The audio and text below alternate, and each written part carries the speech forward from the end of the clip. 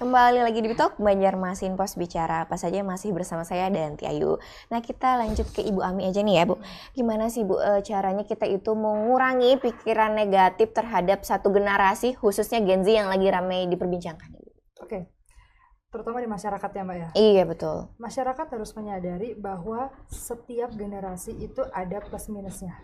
Dan itu akan terus begitu, akan terus bergulir. Tadi sudah diobrolin ya, ada Gen Alpha. Iya, Gen Alpha. Tenang, karena Gen Z ini akan menghadapi Gen Alpha yang saya nggak tahu mumetnya juga seperti apa.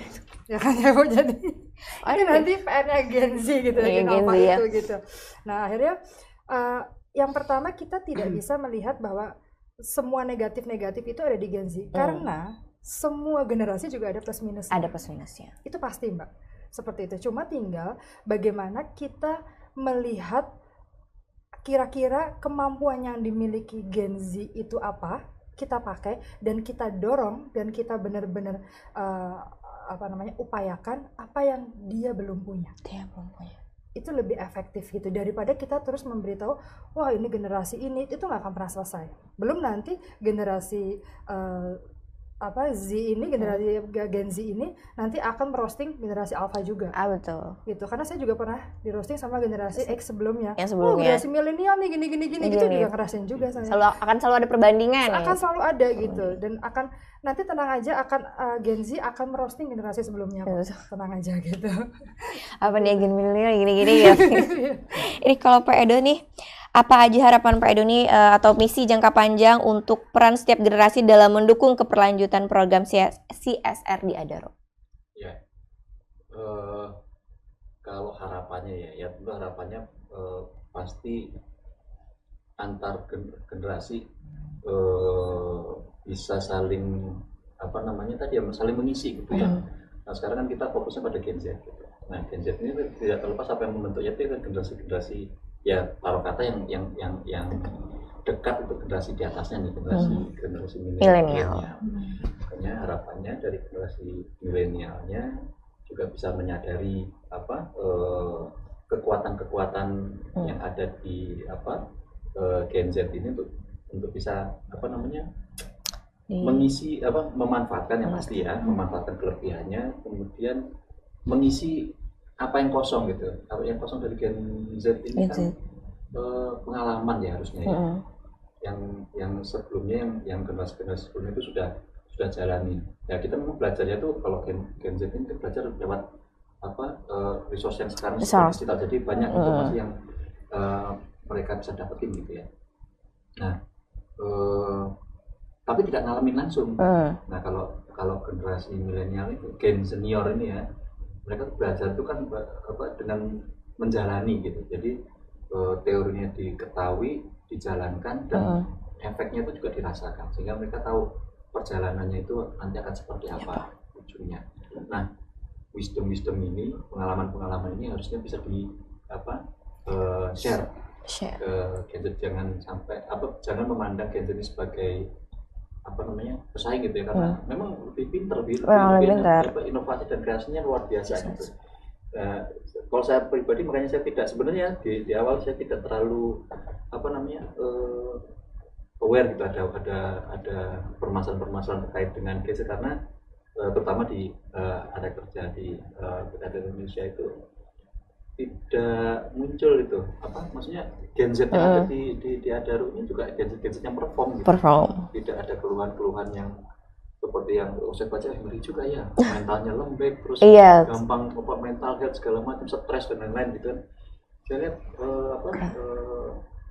cukup Gen Z itu yang saya tahu di area kerja Adaro cukup perform, cukup tangguh secara itu kerjanya ataupun mentalnya gitu ya. Mungkin ya tidak terlepas tadi ada satu lingkungan kerja yang mendukung gitu. Lingkungan kerja mendukung di mana si seniornya juga tidak menunjukkan senioritasnya itu dengan membuli gitu ya, tapi mengarahkan, membimbing, sharing knowledge dan sharing informasi lainnya gitu ya. Dan Gen Z juga dengan diajak bonding gitu ya, dia juga memberikan kontribusi yang positif. Nah ini harapannya kalau bisa dijalankan seperti itu apapun yang dikeluarkan, apapun yang ditelurkan gitu ya, entah itu program atau project atau apapun itu dapat lebih punya dampak besar. Kenapa? Karena diwarnai oleh ide-ide, kreasi-kreasi dari Gen Z yang notabene dia hidup di zaman ini. Jadi apa yang dikeluarkan, apa yang dikerjakan itu up to date dengan kondisi generasi zaman sekarang. Berarti kurang lebih yang diperlukan itu kira-kira ada sinergi ya Pak, sinergi kerjasama, sinergi antar generasi supaya tercipta yang imbang nih kayaknya. Betul. Kalau menurut Ibu Ida nih, apa harapan Ibu untuk adanya sinergi antar generasi dalam mendukung keberlanjutan program untuk menciptakan dampak sosial yang lebih baik? Oke. Tadi sebagian udah dijawab sama Pak Edo ya. Jadi kalau dari sisi CSR, saya percaya memang nggak mungkin senior kerja sendiri ya. Karena problem yang dihadapi kita sekarang pasti sangat terkait Gen Z. Apalagi jumlah mereka tadi saya sampaikan udah lebih dari 25% populasi Indonesia gitu. Dan hal-hal yang hangat itu malah lebih banyak memang pengaruhnya ke Gen Z gitu. Jadi saya setuju bahwa kedua generasi ini harus punya frekuensi yang sama. Nah, untuk membuat mereka ada di frekuensi yang sama, itu tadi butuh jembatannya kan. Nggak boleh, ada gap, kita sadar itu ada gap. Dan nggak mungkin gap itu dihilangin ya. Tapi bagaimana membuat gap ini bisa terhubung dengan jembatan. Jadi satu di sini, yang nggak mungkin diginiin, ya udah harus ada jembatannya gitu. Nah, jembatan ini yang penting menurut saya. Banyak cara untuk bisa menjembatani itu. Apakah misalnya semua pihak membuka diri untuk saling belajar. Dan jembatan ini bahkan bisa dibentuk dalam sistem menurut saya. Jadi kalau misalnya di tempat kerja, apakah ada sistem yang dibentuk untuk membuat komunikasi reguler misalnya gitu. Supaya generasi ini makin paham dengan generasi ini. Kemudian ada proyek-proyek atau pekerjaan yang mengakomodir karakter Gen Z. Contoh misalnya di kami itu punya event-event tahunan yang cukup besar. Contoh misalnya tahun ini tuh kami bikin event tuh Jambore PAUD. Ada 1.000 guru PAUD binaan yang kita kumpulin di Tabalong. Untuk melakukan banyak hal bersama-sama. Satu hari mereka belajar tentang literasi, satu hari yang performance, awarding dan sebagainya. Kita undang tuh petinggi-petinggi Adaro.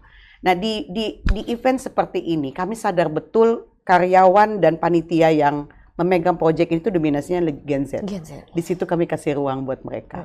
Jadi saya merasa banget style saya ketika ngelit tim itu beda banget dulu dengan sekarang. Dulu saya cukup keras, cukup handy, kemudian memberikan arahan yang strict dan sebagainya, harus begini supaya menjaga kualitas gitu ya. Kesini saya semakin mencoba untuk fleksibel. Karena Gen Z butuh itu. Jadi ketika mereka bikin rundown acara aja tuh saya nggak akan ikut dulu di awal. Saya hanya memastikan dia berada pada track yang benar, dia tahu rambu-rambunya, ada yang datang harus diperlakukan seperti apa. Saya cuma jagain itu. Ekspresi yang lain saya bebasin. Somehow saya pernah merasakan itu sebagai sebuah eksperimen. Waduh, ini eksperimennya. Ya udah deh kita coba dengan cara ini. Ternyata acaranya malah jauh lebih cetar, idenya banyak, inovasinya banyak. Ada kesalahan sedikit-sedikit yang menjadi masuk untuk improvement. Itu yang buat saya kagum sebenarnya sama generasi ini. Jadi begitu kita kasih ruang, kita mampu tadi menjembatani gap itu dengan komunikasi, dengan apa segala macam, ternyata hasil kerja mereka itu melebihi ekspektasi gitu. Jadi kayak contoh tadi acara Jambore PAUD itu, saya bandingin dengan saya hadir di acara Bintang 5 di Jakarta, udah nggak kalah lah. Malah vibes-nya, energinya dapat semua. Jadi buat saya yang penting sekarang kedua belah pihak itu bisa menjembatani gap itu, kemudian saling mengisi, saling menguatkan, pasti hasilnya akan keren banget sih. Perlu ada sedikit penurunan ego nih kira-kira. Oh itu pasti itu ya. Karena kan biasanya kalau generasi senior ini kan lebih merasa, oh nggak bisa ini lebih lead ya dia. Sementara kalau Gen Z kan harus punya ruang. Itu yang sebenarnya harus kita pikirkan gimana cara menghubungkannya ya Bu. Itu seringkali fungsinya Mbak Ami sih. Iya, ini tugas Bu Ami ya. Ini terus kalau Bu Ami ini gimana peran Gen Z dalam CSR khususnya di Adaro bisa dimanfaatkan sebagai kekuatan positif dalam kolaborasi lintas generasi untuk tujuan yang lebih besar? Kayaknya udah dijawab sama Bu Ida tadi ya semuanya ya. Bahkan sampai bener-bener sudah membuktikan gitu bahwa ternyata Gen Z memang cukup mampu gitu. Artinya memang tidak ada masalah dengan Gen Z, cuma stigma kita aja gitu kan. Nah, bagaimana caranya yang perlu kita ketahui nih, ada temuan bahwa tempat kerja itu bagi mereka adalah tempat mencari benefit, tapi bukan tempat untuk bertumbuh, Pak Edo. Sementara tempat bertumbuh itu kan di situ ya balik lagi ya, perlu proses. Mungkin dari orang yang biasanya Gen Z masuk bisa bicara, tetapi ada proses, perlu waktu, akhirnya dia bisa berkomunikasi. Dari dia berkomunikasi perlu waktu lagi, akhirnya dia bisa berkolaborasi. Dari dia berkolaborasi perlu waktu lagi, akhirnya dia bisa bernegosiasi. Itu yang namanya bertumbuh. Tapi proses ini yang perlu ditekankan pada Gen Z, bahwa kita semua tuh berproses, nggak bisa langsung tiba-tiba masuk terus bisa negosiasi. Mungkin ada, tetapi Pak kecenderungannya melalui proses itu. Nah ini mungkin yang perlu diupayakan gitu Pak pada pelaku organisasi, bahwa membuktikan dan memberikan kepercayaan pada Gen Z bahwa tempat kerja itu bukan hanya sekedar benefit, yaitu uang. Karena gini Mbak, cerita sedikit ya, bahwa sekarang apa sih yang tidak dilakukan oleh Gen Z dengan online-nya? Sandang, pangan, papan, itu semua udah pakai online. Beli baju, beli makan, bahkan kalau misalnya mau bayar kontrakan bisa pinjaman online. Bahkan isi rumahnya pasangan itu pun cari jodohnya dengan cara online gitu ya. Akhirnya kan memang udah sedemikian rupanya, tetapi tidak bisa gitu ya, maksudnya tidak secepat itu dalam dunia pekerjaan. Nah itu mungkin yang harus dikuatkan, bahwa percayakan pada memberikan keyakinan, membuktikan bahwa bekerja itu juga tidak hanya sekedar benefit dan uang, tetapi membuat kita bertumbuh. Itu sih Pak Edo sama Bu Ida gitu. Iya, itu ada pelajaran yang bisa diambil juga ya dari bekerja tadi, nggak cuma sekedar benefit uang ya Bu Ami. Ini ada beberapa pertanyaannya dari Sobat Bipos Online. Ini pertama ada dari YouTube Daki Kwek nih. Katanya, apa sih tantangan bekerja yang paling berat saat bekerja dengan Gen Z bagi ibu dan bapak, dan bagaimana menanganinya? Makasih. Ini kira-kira siapa yang mau jawab? Bapak Edo atau Ibu Ida nih? Boleh. Dua-duanya deh. Ada, boleh Pak Edo. Ya tadi ya, dia apa ya? Saya bilang apa? Kok dibilang berat? Enggak juga sebenarnya, enggak juga ya. Karena tadi ya mungkin sebenarnya kalau berhubungan dengan Gen Z ini ya, perusahaan-perusahaan juga akan mulai ya. Cuman kalau di tempat kami dia ada sendiri, memang karena sudah dibudayakan untuk apa namanya ya tadi saling sharing tadi ya, berkomunikasi antara atasan dan bawahan, sehingga nyambung antara generasi seniornya dengan generasi juniornya. Dan kami masuk di Adaro waktu belum masih junior juga merasakan bahwa kita masuk itu tidak dibiarkan begitu saja oleh senior, dibina, diarahkan gitu. Nah itu yang coba kita lakukan juga dengan Gen Z ini. Jadi kita berikan arahan, tentu dengan memperhatikan juga karakteristik dari Gen Z ya, yang mereka juga harus diberikan ruang untuk bisa berinovasi, bisa berkreasi. Saya kira sih tantangannya adalah mencari tadi, mengetahui karakteristik dari Gen Z supaya kita tahu bagaimana pola komunikasi yang efektif untuk menyampaikan entah itu pekerjaan atau misi organisasi atau apapun itu ke Gen Z. Iya. Ini ada lagi pertanyaan nih ya. Ini giliran siapa nih? Ibu Ami atau Ibu Ida nih kira-kira? Pertanyaan apa dulu? Ini ya, kita simak dulu ya pertanyaannya. Ada dari Muhammad Ridwan, ini tentang work-life balance nih. Gimana Adaro melihat work-life balance yang biasa jadi fokus anak muda sekarang? Siapa yang mau jawab nih? Kayaknya Bu Ida pada jawab. Kan Ibu biasanya. Work-life balance ya. Oke, ya ini isu banget di Gen Z. Iya baru. Terus terang saya itu termasuk generasi yang menganggap bekerja keras itu adalah cara untuk mencapai kesuksesan. Iya. Jadi dulu tuh saya pikirnya ya udah kalau waktunya kerja kerja habis-habisan, nanti waktunya cuti ya udah cuti gitu. Saya lihat Gen Z nggak bisa begitu. Enggak. Pokoknya harus jadi, sampai setiap hari harus work-life balance. Ya. Work-life balance. Nah, saya rasa ini lagi-lagi saya bilang bagaimana akhirnya sebuah organisasi harus beradaptasi ya. Harus beradaptasi dari tadinya style yang nge-push karyawan untuk bisa memberikan output dengan sebaik-baiknya gitu di waktu yang tertentu. Itu harus mulai kita coba ada jalan tengahnya. Jadi di kami memang adaptasi itu dilakukan memang tidak disebut sebagai perubahan sistem atau gimana, karena Pak Edo bilang kami bekerja dengan SOP dengan standar yang tidak bisa ditawar gitu ya untuk menjaga kualitas, good governance dan sebagainya. Tapi kita berikan fleksibilitas mereka untuk mengatur waktunya dan mengatur tempat dia juga bisa bekerja gitu. Ada kantor yang memang harus dia bekerja, tapi tadi kayak Mbak Danti bilang, dia bisa aja di mana saja.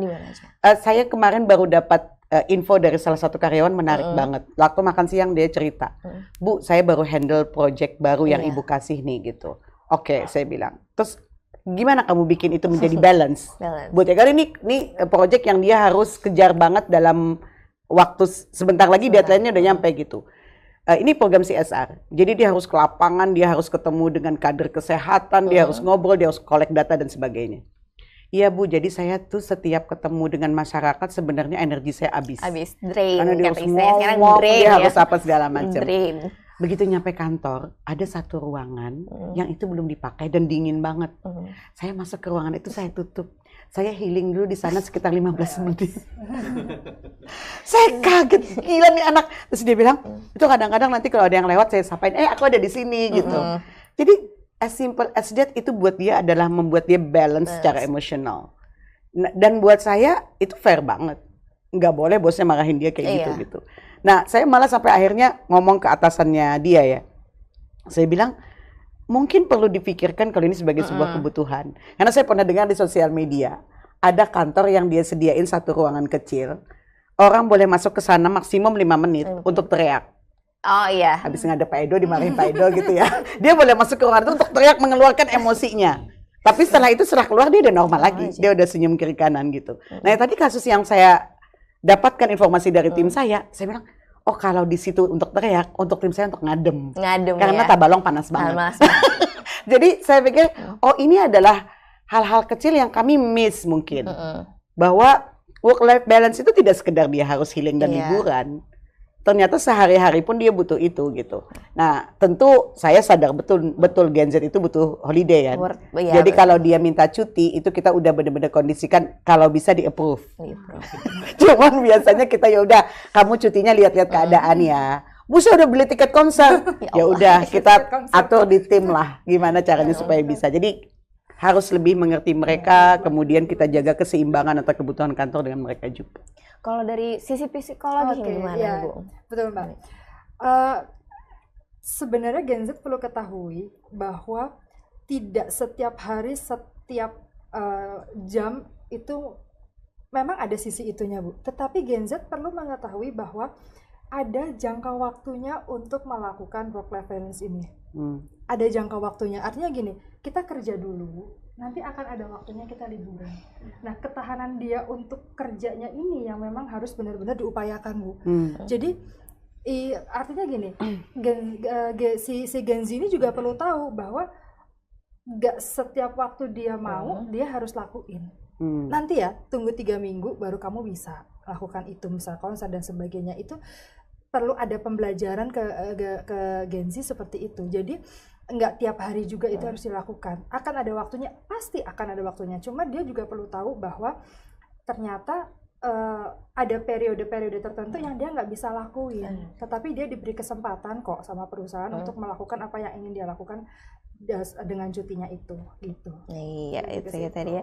Jadi jangan takut ya kalau mau kerja di Adaro, boleh kok work-life balance gitu di Edo tadi ya. Boleh. Pak Edo boleh. Edo, tapi Pak Edo boleh. Boleh, Edo, tapi ada ini silakan ruang stres dia. Iya tuh kata Ibu. Kalau saya mau ngadem, saya nggak mau ketahuan. Berarti udah ketahuan ya. Kira-kira siapa yang bakal teriak-teriak tiap hari? Udah ketahuan itu. Nggak keluar dari pintu itu setiap hari yang mana itu ya. Keluar dari pintu siapa? Kayaknya dari ruang PDO nih masuk ke ruang adem nih, masuk ke ruang adem nih. Iya. Ini ada pertanyaan terakhir ya dari Debbie Firdaus nih. Apa skill penting buat anak muda, khususnya Gen Z, untuk bisa bergabung di industri tambang? Ini kayaknya Pak Edo ya? Oh iya, pasti. Silahkan Pak Edo. Spesifikasi khusus Gen Z untuk skill khusus. Iya, skill khusus. Boleh, kayaknya keduanya nggak apa-apa. Karena dia tanyanya skill penting. Skill penting. Ya tergantung ya kan. Jadi dunia usaha pertambangan ini kan nggak hanya melihat menambang saja. Iya. Ya, di dalamnya tuh banyak sekali bisnis proses yang lain. Ya, finance-nya ada, eksternalnya ada, environmentalnya ada, selain juga dari sisi-sisi engineering lainnya gitu ya. Jadi kalau secara skill ya tentu saya kira semua jurusan bisa ya, tergantung nanti di penempatan bagian mana. Cuman menurut saya ya seperti kalau saya pribadi saya ini kan